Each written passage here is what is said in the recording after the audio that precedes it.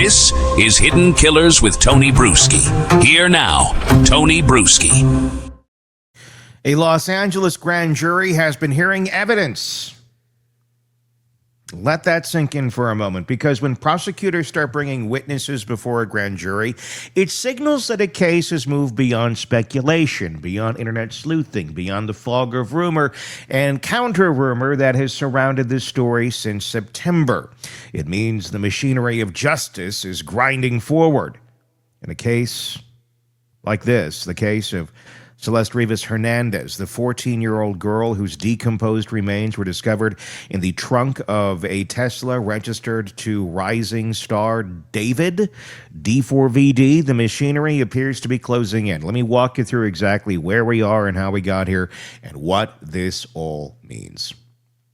The grand jury, what it is and why it matters. In mid-November of 2025, the Los Angeles County District Attorney's Office began presenting evidence to what's called an investigative grand jury. This isn't a trial. It's not even a formal accusation yet, but it's significant because what you need to understand here, an investigative grand jury is a tool prosecutors use when they need to dig deeper. Unlike a regular grand jury that simply decides whether to indict someone based on evidence presented by prosecutors, an investigative grand jury has subpoena power. It can compel witnesses to testify under oath. It can demand documents, videos, digital records, anything relevant to the case, and crucially, witnesses called before a grand jury cannot have their attorneys present in the room.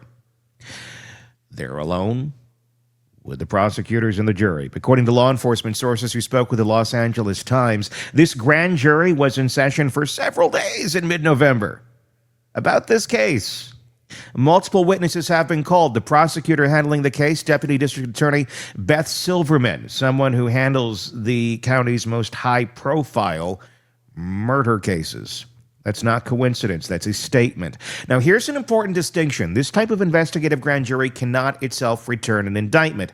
It can recommend charges. It can issue subpoenas. It can gather evidence. But the final decision on whether to formally charge anyone rests with the district attorney's office. These proceedings can take months, particularly in complex cases where the circumstances of death remain kind of murky. And make no mistake, this case is murky.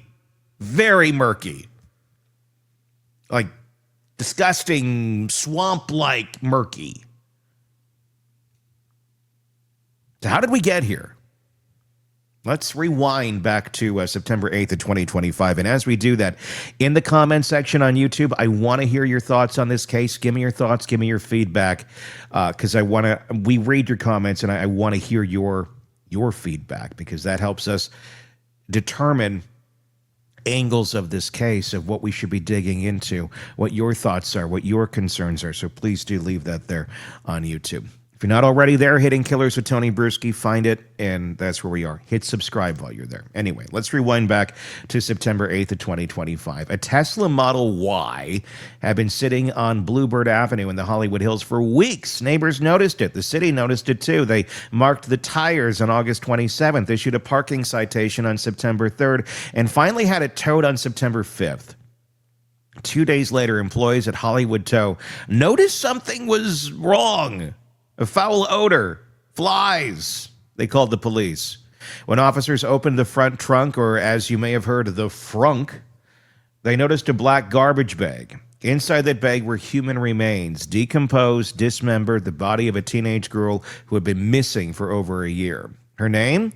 Celeste Rivas Hernandez. She was from Lake Elsinore, a city about 75 miles southeast of Los Angeles. She'd been reported missing in April of 2024 when she was just 13 years old. She ran away multiple times and returned home. But after her final disappearance in late April or early May of 24, her family only heard from her once, a phone call at the end of May, allegedly, then silence. The medical examiner declared her dead on September 8th of 2025, one day after what would have been her 15th birthday. Based on the condition of her remains, investigators believe she'd been dead for months, likely since spring of 25. The Tesla she was found in, it was registered to David Anthony Burke. You know him as David. The suspect in this case, one of the suspects in this case. Allegedly, David is 20 years old. He rose to fame in an almost quintessentially modern way, posting Fortnite gameplay clips on YouTube, because that's how you become famous today. Watch me play a video game. It's true. Building a following and then pivoting to music. His breakout hit, Romantic Homicide, went viral on TikTok. By 2025, he had over 33 million monthly listens on Spotify and millions of followers across social media platforms. He was on a world tour. He was playing Coachella. He was, by any measure, a rising star. When Celeste's body was discovered, David was in Minneapolis in the middle of his Withered tour. The tour was scheduled to stop in Los Angeles on September 20th at the Greek Theater. That never happened. On September 19th, David abruptly canceled the remainder of his tour, both the U.S. and European legs. And on September 17th, detectives from the LAPD's Robbery Homicide Division executed a search warrant on a home in the Hollywood Hills, a rental property where David had been staying, leased by his manager. They left with bags of evidence, including electronic devices. And here's where the official narrative and the realities start to diverge. David's representatives initially claimed he was fully cooperating with authorities. Okay, good. But according to multiple law enforcement sources who have spoken to NBC, ABC, and other outlets, they say that's not true. David has not cooperated from the beginning. He has not sat down for an interview with police. He has, according to sources, been uncooperative throughout. That's the allegation. In early October, David hired Blair Burke, a high-powered criminal defense attorney who has represented some of the Hollywood's biggest names, including Harvey Weinstein. It's a kind of lawyer that people hire when they're facing serious trouble. The LAPD has been careful with its public statements for weeks. They refused to call the case a homicide investigation because the medical examiner hadn't determined a cause of death. They wouldn't name suspects, but behind the scenes, the picture was different. According to sources across multiple news organizations, investigators have been treating David as a suspect. One source put it bluntly, investigators are looking at David as a suspect. More than that, police believe he had help. The theory? Multiple suspects. Here's what investigators believe happened, based on reporting from TMZ, ABC, NBC, and the Los Angeles Times. Celeste Rivas Hernandez likely died sometime in the spring of 2025. The manner of her death remains officially undetermined. Her body was too decomposed for the medical examiner to establish a definitive cause. But investigators are treating this as a murder. They believe David played a role in her death. They also believe he did not act alone. The dismemberment of Celeste's body, and sources have confirmed her remains were dismembered, strongly suggest the involvement of multiple people. According to TMZ, police have identified a second suspect specifically connected to the handling and disposal of the body. There's another detail that has drawn investigative attention. Sometime in the spring of 2025, David made a trip to a remote area of Santa Barbara County. According to one source, he traveled there in the middle of the night and remained for several hours.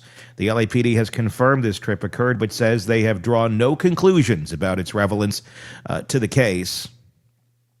That phrasing is careful. It's not denial. So what happened in Santa Barbara? Investigators are still trying to answer that question. So what is going on with this relationship? This is where the case becomes even more disturbing. Celeste Rivas Hernandez was 13 when she went missing. David was 19 at the time. By the time of her death, she was 14. He was 20. Photos and videos have circulated online appearing to show David and Celeste together. Her mother told TMZ that Celeste had been dating someone named David before she disappeared. Screenshots of Discord messages posted before Celeste's body was discovered show someone identifying as David mentioning a girlfriend named Celeste, allegedly. There's details that has haunted, that's a detail that has haunted observers of this case for quite some time.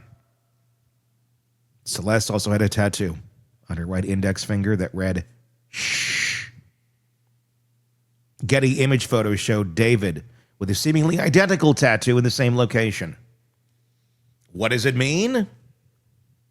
Well, the nature of their relationship, if confirmed, raises serious questions beyond the circumstances of her death. A 19 or 20-year-old man in a relationship with a 13 or 14-year-old girl is, by definition, statutory rape in California, regardless of whether the minor consented. But investigators appear focused on something far more serious than that. Not that that is not serious, but considering she's dead, there's slightly more serious issues at hand at this moment in time. And again, these are allegations. We don't know what the nature of that relationship was. Lots of people have speculated. We've speculated. Personally, over here, you want my opinion? I kind of think that they were friends. I don't know that David likes girls. That's my speculation. That is my speculation. That has not come out. That's just pure conjecture. We don't really see any evidence as of this moment of it other than being a platonic relationship. An odd one at best, but I could be easily proven wrong in 2 seconds if some other piece of evidence comes out. But as of now, just because a male and a female are friends does not necessarily mean something of that nature is going on. It would be extremely illegal if it was. Not to say that it couldn't be either. The answer is we simply do not know. When you don't know, people fill in blanks. The legal landscape, what could happen from here now is what we're looking at. So where does this all go? Well, let me break down the possibilities. Scenario 1, grand jury recommends charges. The investigative grand jury could complete its work and recommend that charges be filed. This would likely be murder charges, possibly murder in the first degree if prosecutors believe Celeste's death was premeditated, or second-degree murder if they believe it was intentional but not planned. There could also be additional charges, accessory after the fact, for anyone who helped dispose of the body, abuse of a corpse, and potentially charges related to the suspected sexual relationship with a minor. If the grand jury recommends charges, the district attorney's office would then decide whether to respond. Given the high-profile nature of the case and the resources already invested, a recommendation from the grand jury would likely be followed. Then there's scenario 2, direct filing of charges. The DA's office doesn't need a grand jury to file charges. They could, at any point, determine they have sufficient evidence and file directly. This could happen if investigators gather enough evidence through other means: digital forensics, witness testimony, physical evidence from the search warrant, things like that. And there's scenario 3, arrest before charges. If investigators develop a probable cause, the legal standard required for an arrest, they could arrest David before formal charges are filed, or arrest someone. Again, David has maintained his innocence throughout all of this. He's never been charged with anything. This sometimes happens in murder cases when prosecutors are concerned a suspect might flee, or when circumstances demand immediate action. Once arrested, the DA would have a limited window to file former charges. And there's scenario 4, an extended investigation. Investigative grand juries can operate for months. The case could remain in this investigative phase for some time, with prosecutors continuing to gather evidence, call witnesses, and build their case. This is particularly likely if the cause of death remains officially undetermined. It's harder to prove murder when you can't definitively establish how someone died. And there's the wild card, the medical examiner. The Los Angeles County Medical Examiner's Office has been at the center of a quiet conflict. The LAPD obtained a court order sealing all autopsy information, cause of death, manner of death, the full medical examiner's report. The department says this was done to ensure detectives learned key information before it became public, not to undermine transparency. But the medical examiner's office has pushed back publicly, issuing statements that seem to express frustration with the security hold. There have been conflicting reports about the condition of the body, claims that it was frozen, claims that it was decapitated. The LAPD specifically denied both. The body of Celeste Rivas was not frozen when it was discovered. She had not been decapitated. So what does that mean? Because the cause of death is crucial to any murder prosecution. If the medical examiner cannot determine how Celeste died, prosecutors will have to prove murder through circumstantial evidence. It can be done. People have been convicted of murder even when no body was found, but it is harder. Let's step back for a moment. A 14-year-old girl is dead. Her body was found dismembered in the trunk of a car belonging to a pop star who, by multiple accounts, had been in a relationship with her of some sort when she was just 13. She'd been missing for over a year. Her remains have been decomposing for months, and the man whose car she was found in has refused to cooperate with police, allegedly. The grand jury is a sign that the system is working. Slowly, methodically, but it's working. Prosecutors are building a case. Witnesses are being called. Evidence is being gathered under oath. LAPD Deputy Chief Alan Hamilton said something recently that really does stick with me. He said, accountability is coming. He said, detectives are going to get justice for Celeste Rivas. Those aren't the words of investigators who are stuck. Those are the words of investigators who believe they know what happened and are working to prove it. David remains free. He has not been charged with any crime. He is, legally speaking, innocent until proven guilty. His attorneys have not confirmed publicly anything or commented publicly on the substance of the investigation in any way, shape, or form. But the walls are closing in. A grand jury is hearing evidence. High-profile prosecutors are involved. Multiple sources say police have identified suspects, plural. And somewhere in all of this is the digital evidence, the witness testimony, the forensic analysis, the timeline of movements and messages. Investigators believe they will find the truth about what happened to Celeste Rivas Hernandez. The story isn't over. It's just entering the most critical phase. And we will keep watching. Give me your thoughts in the comments section on YouTube. If you're not already there, search Hidden Killers with Tony Bruschi. That's where you'll find us on YouTube. Hit subscribe while you're there, please, so you don't miss any of our commentary. We're trying to get up to 100,000 subscribers by the end of the year. We will see if we get there. Maybe. If you so choose to help support the channel and hit that subscribe button, that would be wonderful. And also, importantly, your thoughts in the comments section. We read them all. Try to respond to them all. We get thousands every day, so it's a little difficult, but we try. We definitely try, and we are watching and listening to you. So please, that sounds kind of creepy. We're watching and listening to you. We're like Santa Claus, but not creepy. We actively want to hear your thoughts, so please leave them on YouTube. I'm Tony Bruschi. Until next time, we will talk again.